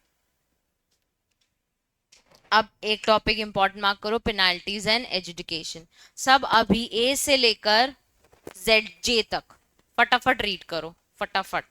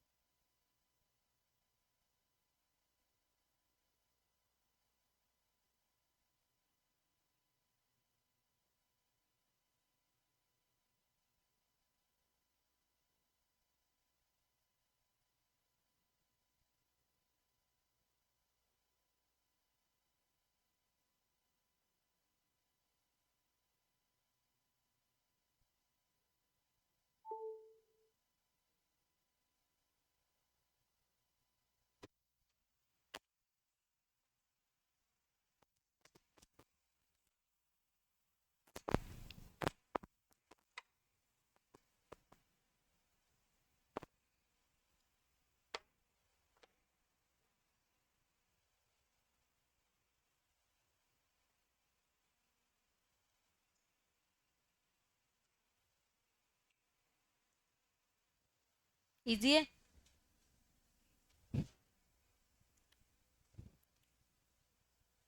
चलो बच्चे स्क्रीन स्क्रीन में देखते, स्क्रीन स्क्रीन में देखते हैं।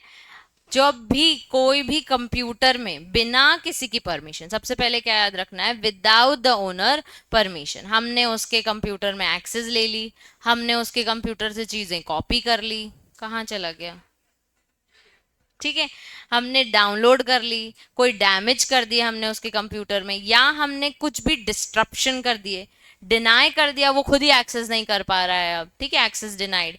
उसके बाद हमने या तो कोई वायरस इंट्रोड्यूस कर दिया, मैनिपुलेट कर दिया कोई डेटा, कंप्यूटर से सोर्स डेटा स्टील कर लिया, किसी ना किसी तरीके से हमने कुछ भी हार्म किया उसके कंप्यूटर को, तो हमें क्या पे करना पड़ेगा, कॉम्पनसेशन यानी पेनाल्टी, ठीक है। अब उसमें नीचे देखो जे के बाद कंप्यूटर कंटेनमेंट लिखा है, वहां लिखो मीन्स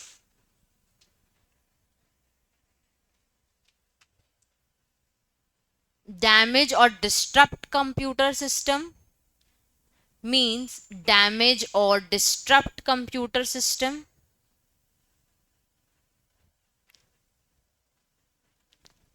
फिर नीचे लिखा है कंप्यूटर वायरस, वहां लिखो प्रोग्राम दैट हार्म्स और स्लोज अ कंप्यूटर, हार्म्स और स्लोज अ कंप्यूटर।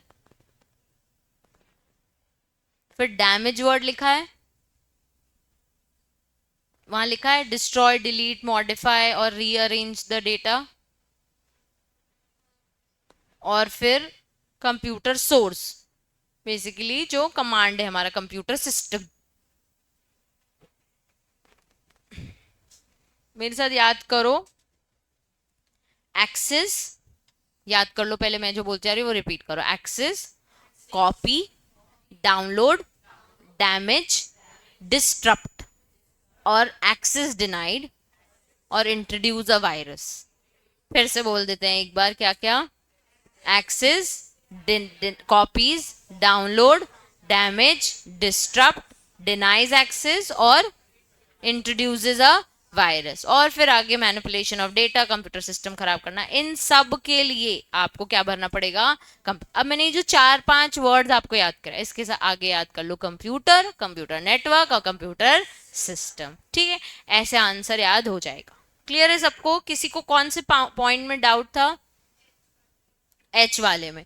एच में लिखा है डिस्ट्रॉय कर दिया, डिलीट कर दिया और ऑल्टर कर दिया any information residing computer resource और डिमिनिशेस इट्स वैल्यू, यूटिलिटी और affects the injuriously by it, means यही वाला ना। H, charges the service availed, ठीक है, charges the service availed by of a person to account to another person by tampering with manipulating और any computer system. भाई मेरे को नहीं आता वायरस डालते, मेरे को किसी का आईडी वाईडी हैक करते नहीं आता। मैंने बोल दिया भाई तू मेरे को सर्विस देगा, मैं तुझे पैसे दे दूंगी। ठीक है, तो मैंने किसी को किसी ऐसे काम कराने के लिए पे किया। मैंने किया क्या सर? मैंने नहीं किया हैक, लेकिन मैंने उसको क्या किया था? पे किया था। ये सर्विस मैंने अवेल की थी उससे कि प्लीज तुम जाके ये काम कराओ, तो मुझे भी कॉम्पनसेशन भरना पड़ेगा और जिसने किया है उसको भी। तो क्लैरिटी के साथ उन्होंने दे दिया, भैया ऐसा नहीं है पैसे देके तुम किसी से भी कराओ तो सिर्फ वही भारी पड़ेगा, तुमको भी भारी पड़ेगा, उसको भी भारी पड़ेगा। ठीक है, तो लिखा है चार्जेस द सर्विस अवेली, हमने किसी पर्सन से, टू अकाउंट हमने किसी और अदर पर्सन का दे दिया। भाई उसका अकाउंट क्या कर दो? टैंपर कर दो, मैनिपुलेट कर दो उसका कंप्यूटर सिस्टम और कंप्यूटर नेटवर्क। क्लियर है?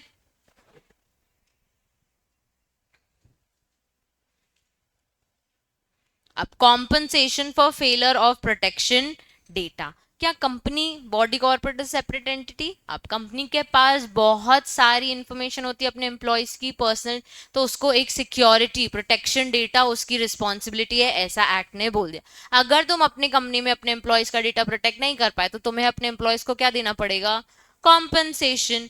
तो यही लिखा है कि अगर तुमने किसी भी तरीके का नेग्लिजेंट दिखाया implementing and maintaining a reasonable security practice and procedures thereby causing wrongful loss or wrongful gain to any other person, such body corporate shall liable to pay damages to the person so affected.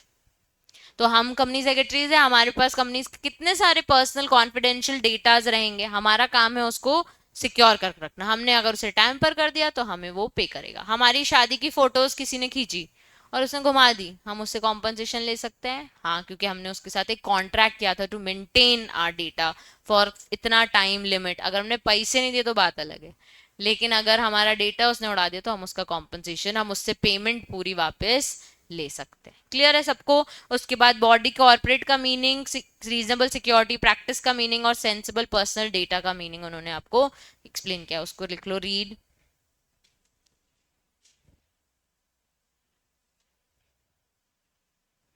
अब penalty.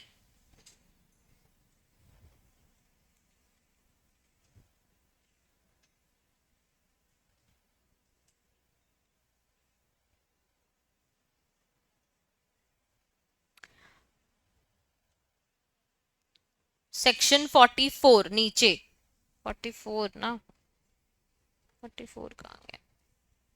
45 है ना? ठीक है।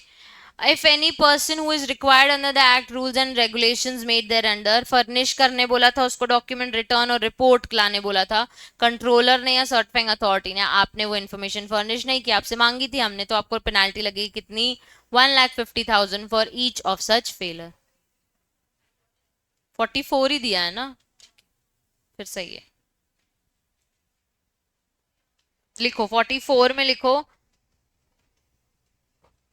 Punishment actually change हो गई, fails to submit, mark कर लो, fails to submit any required document report और रिटर्न, पनिशमेंट है 15 lakhs for not furnishing the document, है ना, 15 lakhs लिखी है ना, 50,000 पर डे, जितना डिले हर दिन का कितना लेंगे वो आपसे, 50,000, and 1 lakh per day for not maintaining records.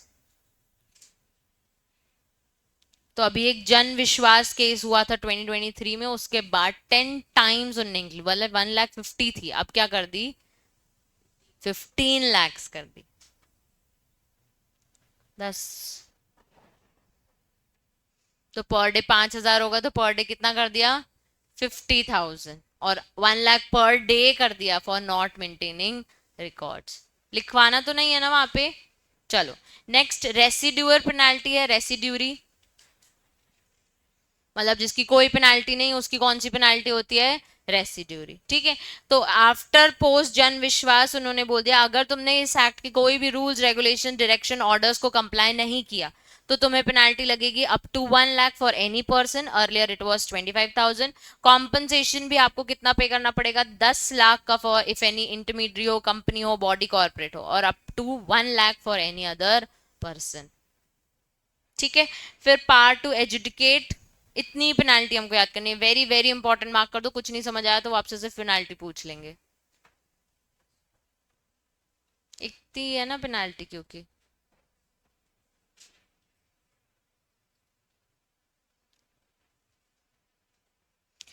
अब आईटी एक्ट के केसेस कौन करेगा, उन्होंने बोल दिया एक्ट में educating officer, and educating officer को कौन अपॉइंट करेगा, सीजी। सीजी चाहे तो और आईटी और लीगल एक्सपीरियंस वालों लोगों को भी अपॉइंट कर सकता है। जुरिस्डिक्शन कितना है एजुकेटिंग ऑफिसर का, 5 करोड़ तक का अगर क्लेम है तो, और अबव है तो फिर आपको किस में जाना पड़ेगा, कॉम्पिटेंट कोर्ट में, मतलब फिर इसके बाद आपको डिस्ट्रिक्ट कोर्ट में जाना पड़ेगा।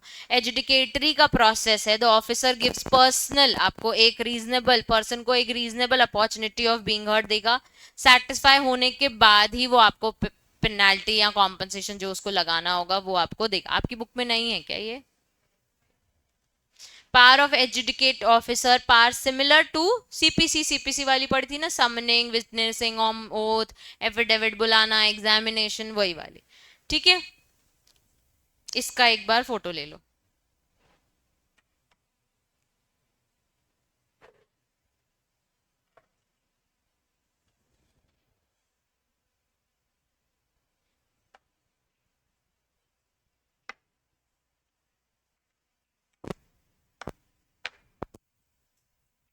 अगर ये 1 बजे तक हो गया तो हम पिछला चैप्टर पढ़ेंगे थोड़ी देर, क्योंकि 1:30 क्लास है अभिषेक की।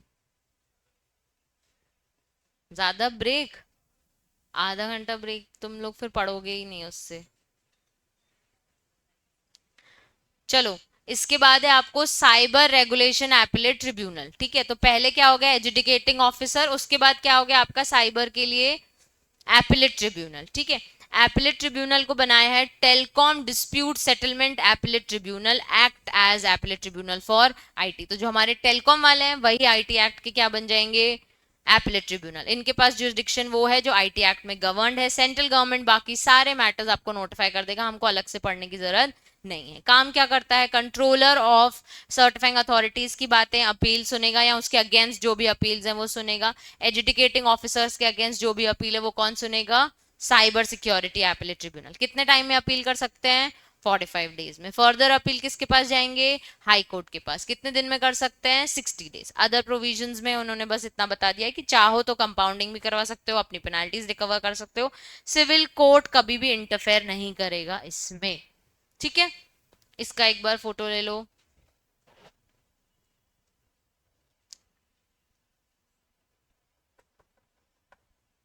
और पेनाल्टीज आ रही हैं बस।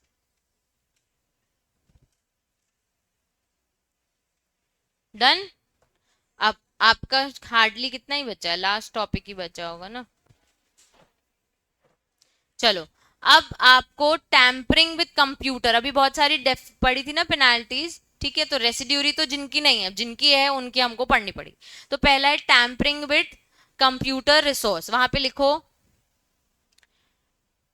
knowing or intentionally, knowing or intentionally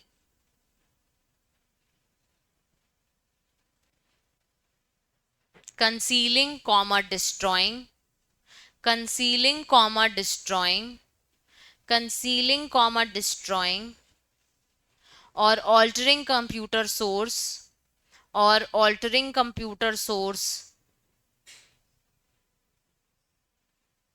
penalty mark कर लेना वहां पे, हाईलाइट कर लो यहाँ तो, अप टू 3 years imprisonment और फाइन अप टू 2 lakhs और बोथ। ठीक है, कंप्यूटर सोर्स कोड मतलब प्रोग्रामिंग कमांडिंग कुछ भी अगर आपने टैंपर करने की कोशिश की तो पेनाल्टी कितनी है बच्चे, 3 साल, 2 लाख और बोथ। ठीक है, फिर कंप्यूटर रिलेटेड ऑफेंसेस की पेनाल्टी, सेक्शन 43 वाला डिसऑनेस्टली या फ्रॉडलेंटली करना, punishment up to 3 years, fine कितना हो गया अब, 5 लाख। अदर ऑफेंसेस फटाफट रीड करना, अंकुर क्या क्या दिए हैं, वो जो पॉइंटर्स दिए हैं, ये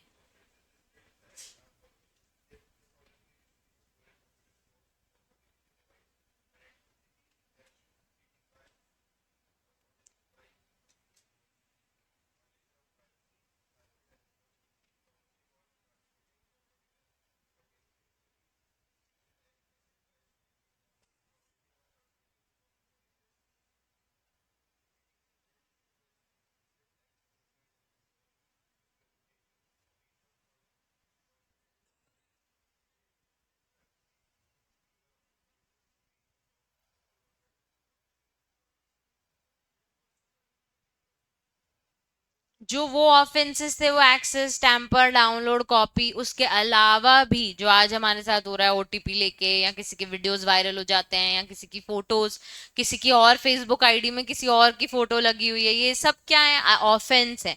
आप ये सब नहीं कर सकते। चीटिंग, आइडेंटिटी को लेके खिलवाड़, किसी चाइल्ड के सेक्सुअल अब्यूज के वीडियोस, ये सारी चीजें आप अगर वायरल करने की कोशिश करोगे या यूज करने की, आपके कंप्यूटर डिवाइस में होगे, आप कुछ नहीं कर रहे हो उसका, तो भी ये क्या है, ऑफेंस है। ठीक है, अब ये ऑफेंस है तो आपको इसकी पनिशमेंट आएगी, तो पनिशमेंट है पेनाल्टी अप टू 25 lakhs और इम्प्रिजमेंट रिमूव कर दी उन्होंने।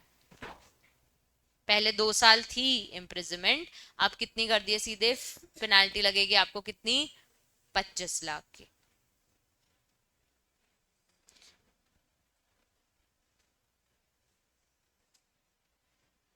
अब यहां आपको जहां सेंट्रल गवर्नमेंट लिखा है ना, वहां पे मार्क करो सेंट्रल गवर्नमेंट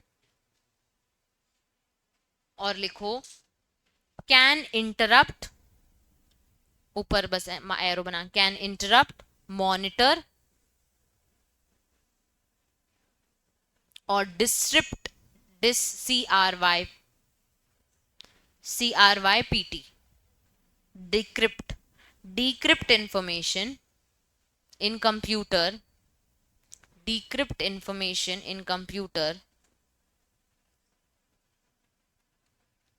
क्यों कर सकती है, फॉर सोवरेनिटी, पब्लिक पॉलिसी के लिए, इंटरेस्ट, सिक्योरिटी स्टेट के लिए, फ्रेंड रिलेशन मेंटेन्ड हो, इन्वेस्टिगेशन के लिए, सारी चीजों में सेंट्रल गवर्नमेंट कैन एंटर, उसको ऑथराइजेशन हमने एक्ट के अंदर दे दिया है। वहां लिखा होगा ये सारी चीजें, इसलिए नहीं लिखवाई। ठीक है, सोवरेनिटी, इंटीग्रिटी और डिफेंस के लिए, security of the state, friend relation, public order और पब्लिक पॉलिसी, इन्वेस्टिगेशन के लिए भी वो आपका कंप्यूटर में एंटर कर सकती है। ये केस लॉ मार्क करो, होमवर्क।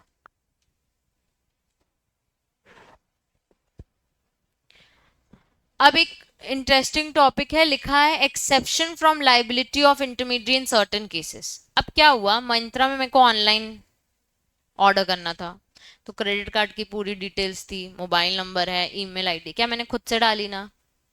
तो Myntra कहीं ना कहीं इस चीज से तो सिक्योर्ड है कि डेटा उसके पास है, उसने वायरल नहीं किया है, ठीक है।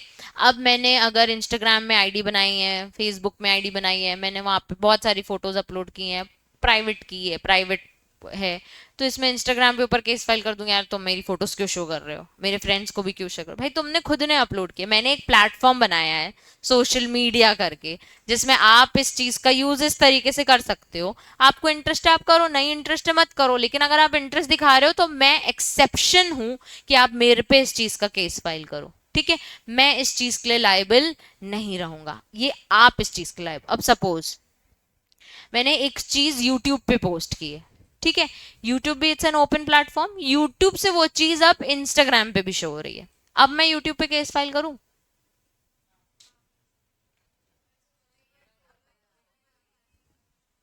मैंने इंस्टाग्राम में प्राइवेट अकाउंट बनाया है, लेकिन यूट्यूब पे मेरा अकाउंट पब्लिक है, और यूट्यूब से जाके इंस्टाग्राम पे जा रही है। कौन कौन कह रहा है कर दो, यूट्यूब पे केस फाइल कर सकती हो, आप जीत जाओगी?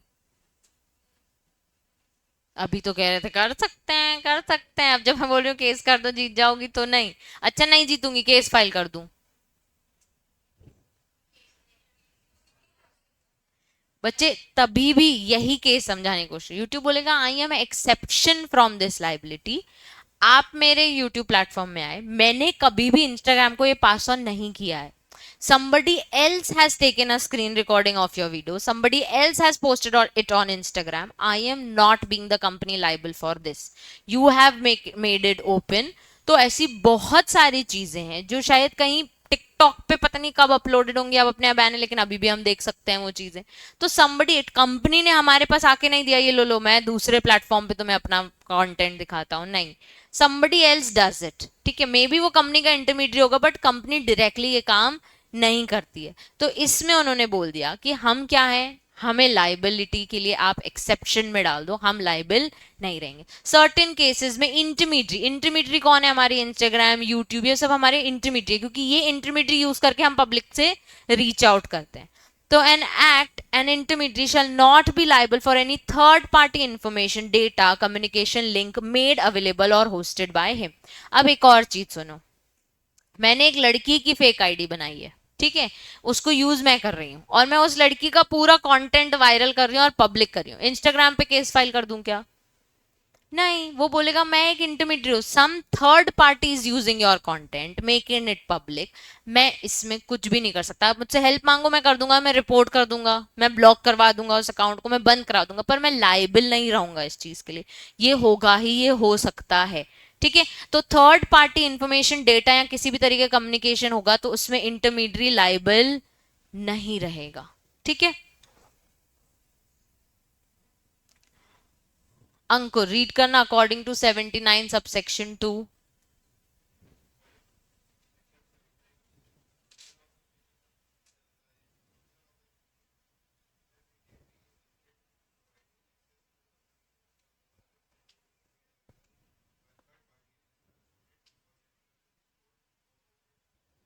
उसका फंक्शन लिमिटेड होता है, सिर्फ जो भी स्टोर्ड है उसको वो एक्सेप्ट कर लेगा, जो भी चीजें अपलोडेड है उसे वो टेम्परली क्लोज कर सकता है, ट्रांसमिट कर, बाकी उसकी जो जो भी उसकी एक्शन है वो लिमिटेड है, उसने वो चीज पोस्ट नहीं की है। इंटरमीडिएट डज नॉट, खुद से कभी भी ट्रांसमिशन इनिशिएट नहीं करेगा, किसी भी सिलेक्ट रिसीवर को ये चीज नहीं भेजेगा कि ये चीज कहाँ पे चली जाए, और सिलेक्ट और modify the information content in the transmission. तो इंस्टाग्राम के थ्रू वो किसी भी चीजों को मॉडिफाई भी नहीं कर सकता, ये इनिशिएशन उसको अलाउड नहीं है। अगर उसने ये सब किया तो वो लाइबल हो जाएगा, अगर उसने कुछ भी नहीं किया तो वो लाइबल नहीं होगा। इंटरमीडियरी को ऑब्जर्व करना पड़ेगा, proper due diligence while discharging his duty under the act and also observe such guidelines as central government may prescribe time to time। तो अगर आप ऐसा कोई प्लेटफॉर्म बना रहे हो तो आपको सीजी रूल्स को फॉलो करना पड़ेगा, और अपने डेटा मेंटेनेंस का time to time due diligence करते रहो, कि ताकि ऐसे लोगों को, पब्लिक को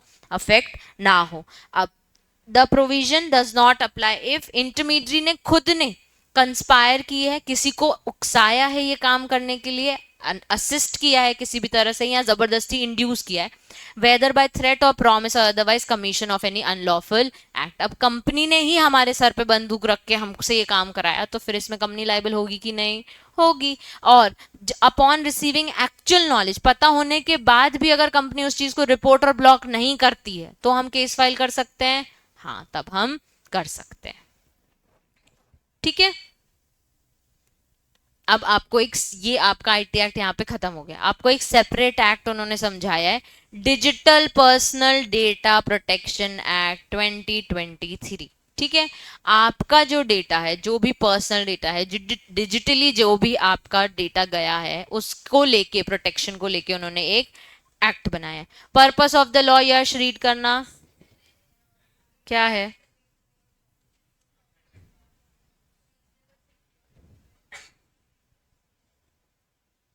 ये एसबीडीआई रूल, सेंसिटिव वाला ना, है ना?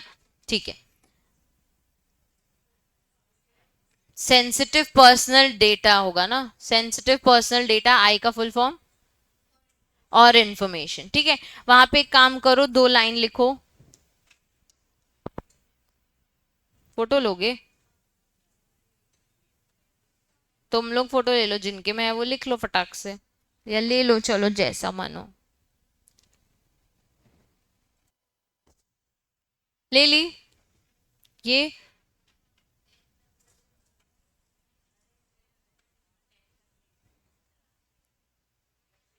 चलो, पर्पस क्या है, क्यों बनाया है? जितना भी सेंसिटिव पर्सनल डेटा और इन्फॉर्मेशन है उसको हम प्रोटेक्ट कर सके। ठीक है। इंश्योर करें लोगों की privacy, security, content while collecting and using the data. जैसे कौन सा डेटा? जैसे आपके पासवर्ड, आपके बैंक अकाउंट डिटेल्स, आपके credit card details, health records हो गए, कोई सेक्सुअल ओरिएंटेशन हो गया, वो सारी चीजें अब क्या है, सेंसिटिव है, और उसको सिक्योर करने के लिए हर एक ऐसे जितने भी ऑनलाइन ऐप्स हैं उनकी एक प्राइवेसी पॉलिसी होती है, हम ये डेटा आपको डिस्क्लोज नहीं कर सकते। ठीक है। जितना भी आपका बायोमेट्रिक, जो थंबप्रिंट एप्पल बार बार लेता है, ये सारी चीजें क्या है, सेंसिटिव पर्सनल डेटा है, एप्पल के पास चली गई हैं, तो उसको इसको क्या करना पड़ेगा, सिक्योर करके रखना पड़ेगा। ठीक है।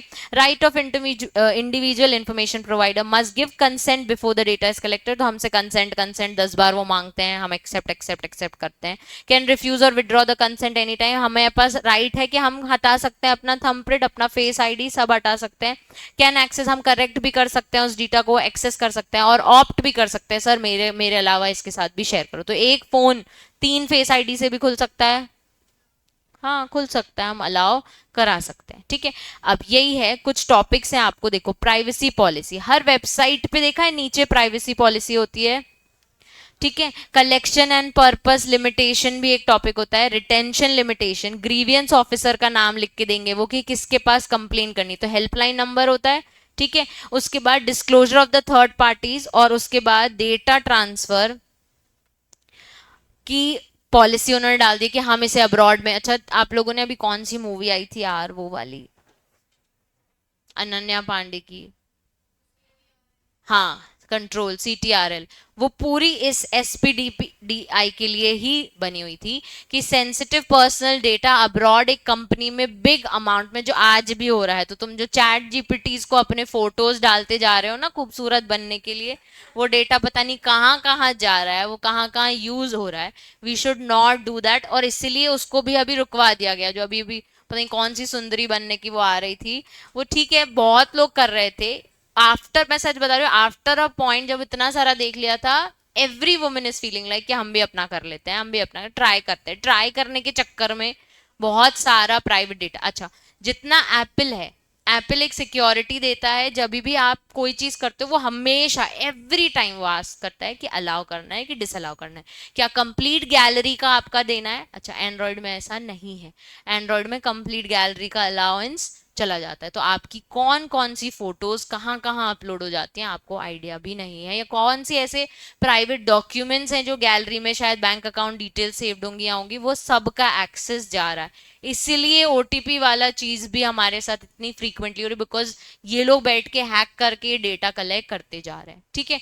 उस इतना स्ट्रिक्ट बनाने के बाद भी, ये 2011 में आ गया, अभी 2023 में, 2024 में भी डेटा प्रोटेक्शन के रूल्स आते जा रहे हैं, लेकिन हम फंसते ही जा रहे हैं इसमें। ठीक है।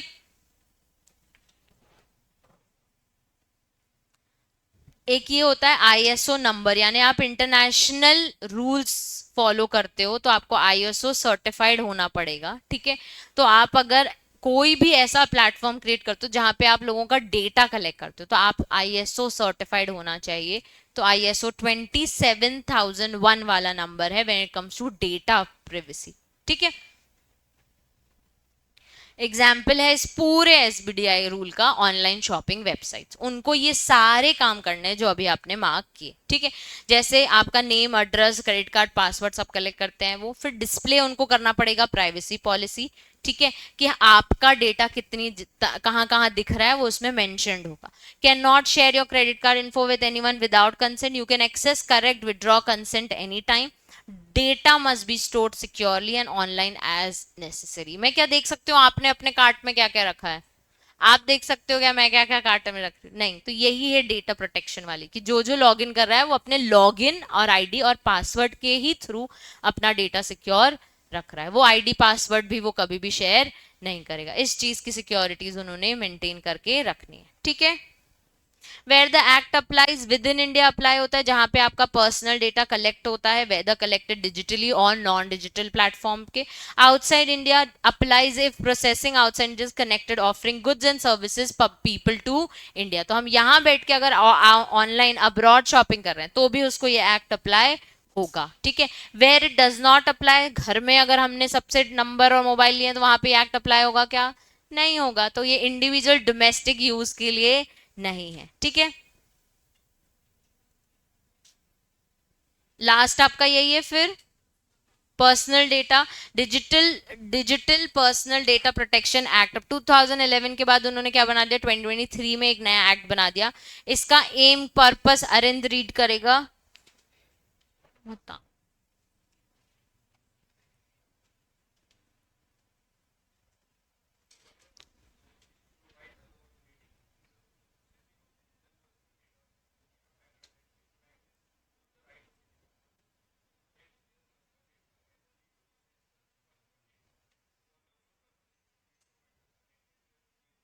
बेसिकली डिजिटल पर्सनल डेटा को प्रोटेक्ट करने के लिए उन्होंने आपका ये एक्ट बनाया है। इसमें डेफिनेशन जो आपको मार्क करनी है वो सीधे मार्क करो, प्रोसेसिंग और डेटा फ्यूडिशरी। यश रीड करना प्रोसेसिंग।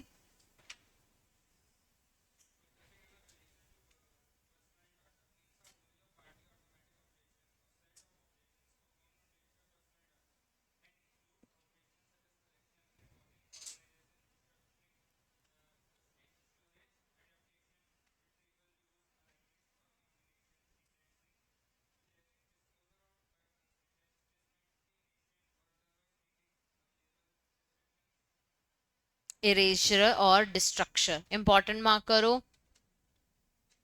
हर पर्सनल डेटा को जिस भी तरीके से आप ऑटोमेटेड ऑपरेशंस कर रहे हो उसको वो क्या बोल रहे हैं, प्रोसेसिंग। फिर डेटा फ्यूडिशरी, पल्लू रीड करना।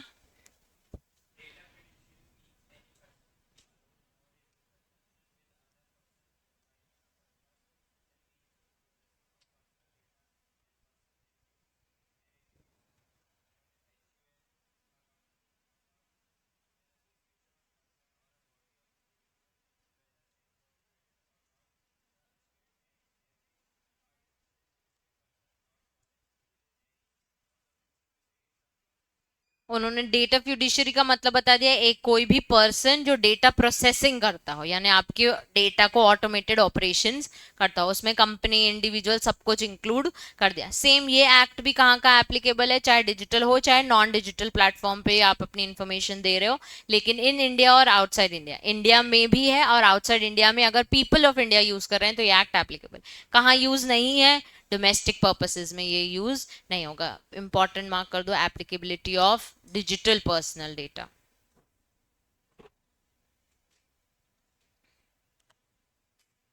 ठीक है। अब 15 मिनट का ब्रेक है आपको, लेकिन एक सेकेंड बस, एक बार नेगोशिएबल